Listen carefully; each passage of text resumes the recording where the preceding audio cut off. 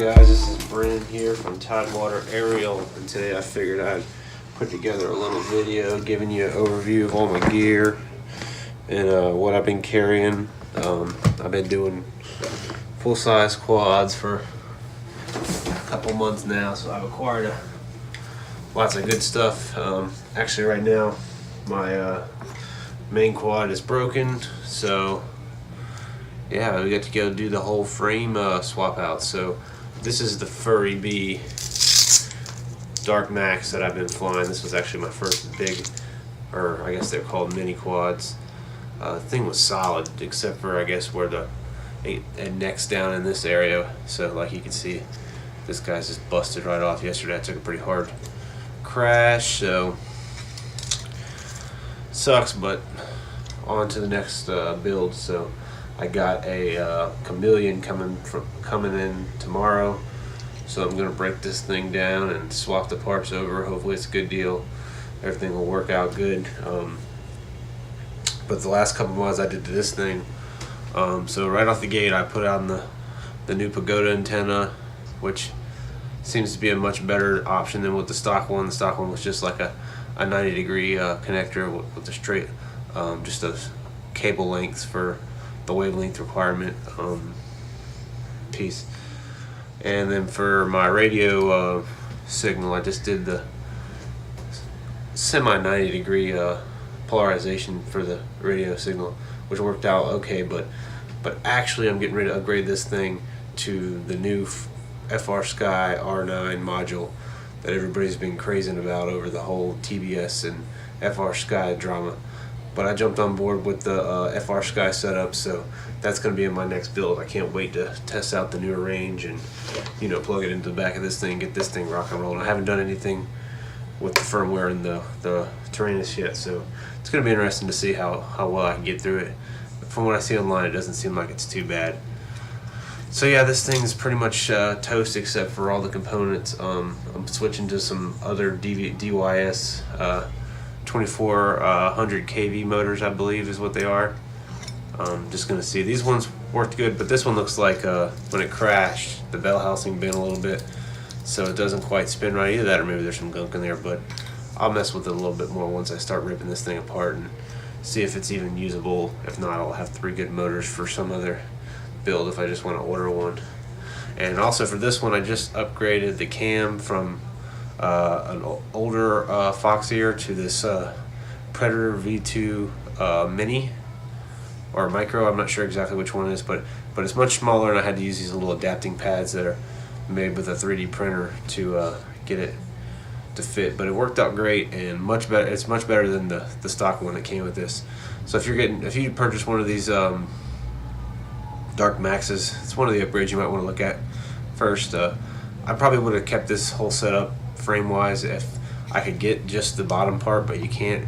They actually don't sell just that part anymore. You can buy the upper frame, but you cannot buy the whole frame or the lower frame anymore. They discontinued it, which kind of sucks because this thing was dirt cheap and it was solid. I mean, I've crashed this thing, I don't know, 30-40 times pretty hard, and the worst thing that happened was like props, but that got damaged. So right now I'm waiting on the frame to come, like I said. Good. The thing that sucks about this one is you got to have an extra small GoPro strap for your GoPro, but I made it work. I mean, I just had to tuck away the extra Velcro so I wouldn't get the props, because every once in a while I take off and you hear that bang noise, so it just kind of got in the way a little bit. But yeah, other than that, I mean, this thing was awesome. I mean, I really would keep flying it if I could get the frame, but unfortunately I can't find it, so I'm gonna go ahead and just upgrade to the lifetime warranted Chameleon. So it should be cool, because one of the things I'm looking forward to is the Chameleon lets you mount the battery on top, and it's much lower, so it helps. They say it helps with the roll and pitching, so you don't have as much bounce back, and it's just a little bit, your CG is pulled more in, so that's going to be a good plus. I'm kind of excited about. And also this guy, the antenna on the for your video feed comes straight out vertical. On the new frame for the Chameleon, it's going to be coming straight out horizontal, so it'd be nice and out of the way for your crashes.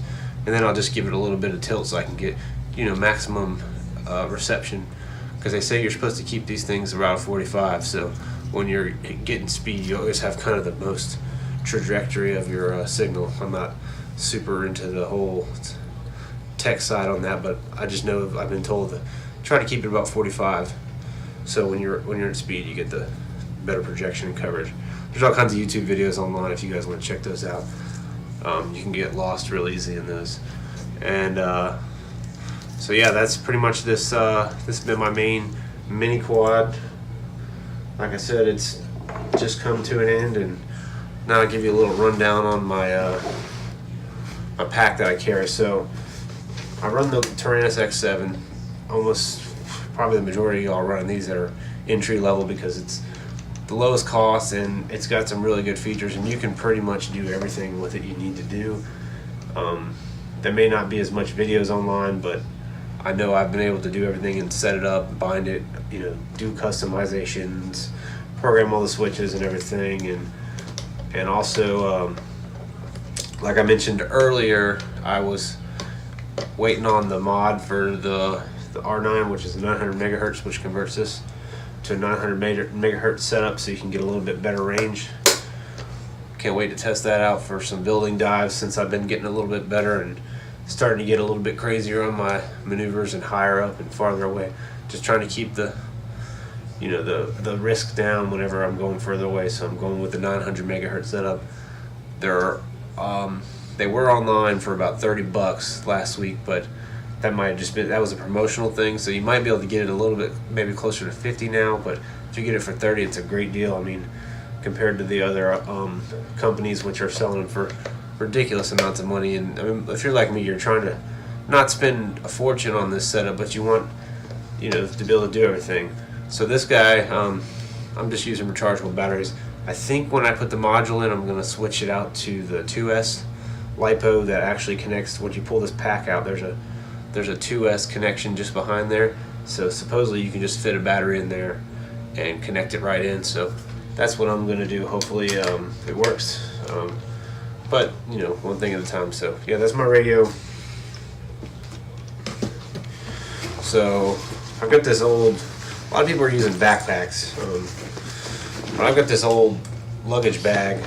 I never ever use it because it came with my luggage set, but it works perfect for quad stuff. So I put my goggles in the top pouch. Everything's in there. You know, when you first get out to the flying scene, you just want to grab your goggles, get them ready. You know, screw in your antenna, your battery, throw them on it. So that's kind of how I keep those, the guys, stored. I was using the Fat Shark case, but the zipper broke and it just got annoying. I was using it for a little bit, and every once in a while it snagged. But this, I mean, this kind of a setup here has tons of room. So so I keep my LiPos. I got this on Amazon. I can put a link in the description if you guys are looking for it. It was pretty cheap. I had a LiPo catch on fire on the internet, so after that I got this bag, because I think it was less than $10, and it holds everything. I put my charger. Well, this is just my goggle charger, and I usually run about take about 4 packs with me. I've been running these Tattoo 1300 milliamps. I think these are going to be my normal battery. I tried out some smaller ones, the 1050s. I don't know, that just seems like you get a little, I mean, obviously you get more because it's more milliamp hours, but it just seems like these are a better fit for the power and size of flying. So there's been times where I get out there with the other ones and they seem like they're just pretty much dying off as soon as you get them in the air for like 2 minutes. And those other ones seem like they last a little bit longer. So that's my LiPo storage case. They have a bunch online, so I mean, as long as it looks like it's pretty good quality. This one's pretty decent. I mean, if I ever upgrade to like, or start getting a whole bunch more batteries, like maybe 20 or 30 batteries, maybe I'll switch it out. But yeah, that's where I'm at with the battery package. Also, I keep just a set of screwdrivers that pretty much handles all the bits you need for a quadcopter. I haven't needed any other, and it's got a set of tweezers in there. Those always come handy. Those work out great. So that's kind of my main stuff. I got my battery charger for my radio for those rechargeable batteries I've been using. Here's some spare camera mounts. Remember I mentioned about the 3D printed adapter mounts that will fit a full-size cam or a mini cam in a full-size slot. It basically steps out the width and helps and allows you to fit them in there. Here's an extra battery for my goggles. I haven't really had to use it. That goggle battery usually will last at least 4 packs, so I come home and charge everything, so it's all good to go. And then I just got some, this is my controller for my OSD, for my cam. So that's pretty much it. I got some random prop tool, and oh, and also I know a lot of people use the prop tool that comes with it, but I just had this small little ratchet set. It was like 18 bucks at Taylor Do It Center. You could probably just swap out. You could probably just keep the one size you need. I think it's just the one size for the prop tool for the props. But I just put that in there because I don't know. I always have tools with me, so just in case something else I need to replace. But yeah, this bag has just little side pockets. I usually will keep. So this is my LiPo charger I've been using. It's the Team Tenergy. This thing is awesome. I've had it for about 6 months now. I have a pretty in-depth review on it on my channel if you want to go check it out. But it works great. I mean, it has all the readouts, nice clear screen. You got charging up to 5S, and so actually up to 6S. And yeah, it's cool. It has its own built-in power supply, so all you do is take a connection, or it comes with a cord, but you can just use one from like your laptop or something like that, as long as it's that 3-prong pattern. Works out great. So yeah, that's my charger. I'll just go ahead and throw everything back here so you guys can see kind of how it stuffs in there. So it goes in there. I just kind of set the screws in there. Goggles, like I said, they just slip right back in here. So some of you are just now getting into the hobby. You're probably wondering, you know, how much does this stuff cost? Where can I get it? What should I start off with? You can probably tell on my channel that I flew a lot of tiny whoops when I first started. Well, actually, I started with I got this right here for Christmas. The SEMA, and I modded the crap out of this thing. I mean, I opened up, put new motors in it. I don't think I ever had to change propellers, but you know, I cut it down. I took the landing gear off, the camera off, all the weight, and this was never really FPV. It was really just, you know, line of sight, just to get used to the controls. And that's probably what I recommend for you guys to start if you're looking to get into the hobby. You could probably pick one of these up for, I don't know, 30 bucks online if you want to start flying that.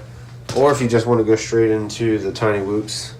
These builds are a little bit more expensive because you pretty much, you can buy a bind and fly version, which most of those are close to 100 bucks if you want, say, Betaflight or Beta FPV or even Newbie Drone. Newbie Drone's a little bit pricier.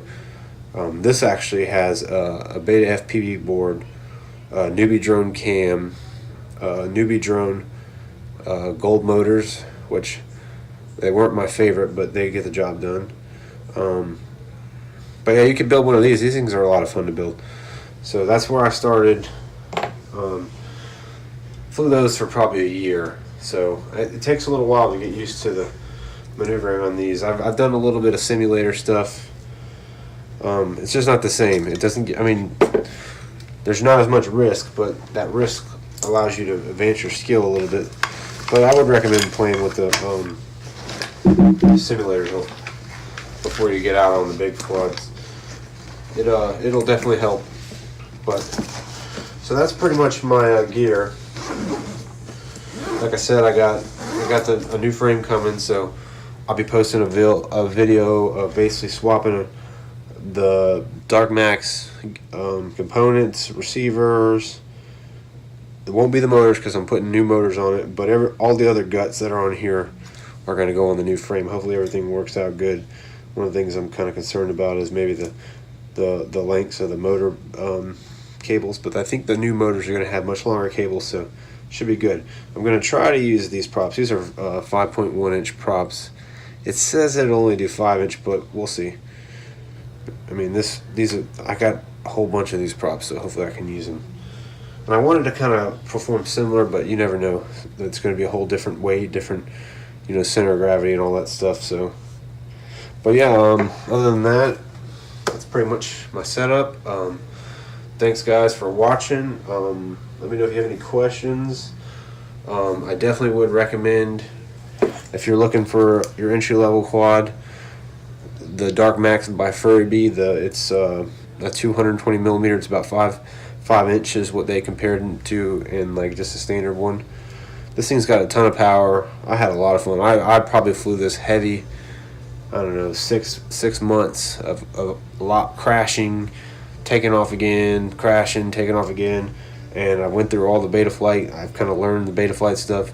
There's tons of videos on Betaflight for this thing. If you ever need any help setting it up, let me know. I put a lot of time setting this thing up and tweaking it, and I replaced a whole bunch of stuff on it. Just wear item kind of stuff. And then the flight controller, they came out with the one that this came with was not. It had a bunch of defects, so they sent me the right one. Banggood did, or no, Gearbee sent me the correct or the updated one. I just put that on, plugged everything in, and everything was good to go. But yeah, that's a great little quad. If you're looking to get into it, go for it. I flew also before I got this one. I was flying the Baby Hawk R. Baby Hawk R is pretty cool, but I would recommend getting a little bit bigger than the Baby Hawk R because the handling is different. This one, you're going to get a little bit smoother handling, and the Baby Hawk R, I mean, it rolls. It's not as stable. So if you want to learn on the bigger quads, I would step up to at least a 5 and skip over the micros, because I think the micros are just a little bit jittery for me. But maybe you like it. I mean, I flew it a lot, but when I started flying this one, I noticed I like the feel of it a lot better. So it's whatever you like. So that's my quad setup. I'm running the Fat Shark Attitude V4s. The only thing that I disagree with on these is I want a diversity module, and I've been eyeballing them online, but I just can't get myself to spend $100, or I think it's like $80 that they're going for. Once you've already dropped the money on these, I mean, you would think these things will be ready to go, but they work good. I mean, only thing that's going to be an issue is whenever it comes time to do some more long range stuff. These things will get your FPV job done. It came with an antenna that works great from RC Immersion. It also has an SD slot, so you can record your flights, or if you lose your quad, you can watch the video in here and see where it went down. And I've done that a couple times with some of my videos actually, and that helps out when you want to find it. So yeah, if you guys are looking for goggles, these are cool. I like the way they look too. They have a nice little style to them versus all the other plain Fat Sharks. A lot of people put all the logos and stuff on them. I just only put this on here because this thing tends to come loose, and I got this from Newbie Drones, so I was like, hey, I'll put something on there. And these things have a built-in cooling system, which is great for the summertime that we all just got through flying. But yeah, that's pretty much my gear. Let me know if you guys have any questions, or if you see something. I'm debating on switching to a backpack, but this thing works pretty good. I mean, I don't really go hiking out in the woods with it. I just kind of take this out to the park and plop it on the table and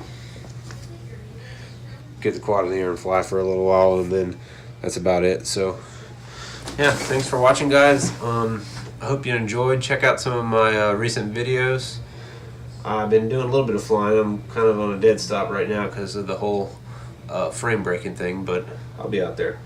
But yeah, thanks for watching, and don't forget to like and subscribe if you guys like what you see and you want to keep tuned on my flying, and maybe we'll sub each other's channels and I can check out some of your videos. I'm always up for some new movies and videos to see where what stuff I can learn from, or just to see what you guys are pulling off out there, so I can try it myself. All right, well, thank you.